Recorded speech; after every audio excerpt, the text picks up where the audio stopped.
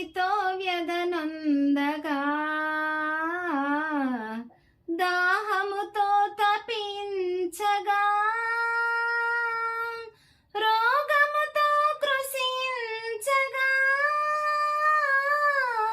నన్ను చేర్చుకొనలేదు నీవెందుకో అని యేసు నిన్నడిగిన ఏ మందువో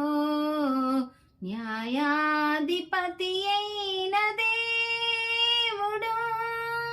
నిన్ను తీర్పు తీర్చేటి వేళలో ఏ గుంపులో నీవుందువో యోచించుకో ఓ క్రైస్తవా న్యాయా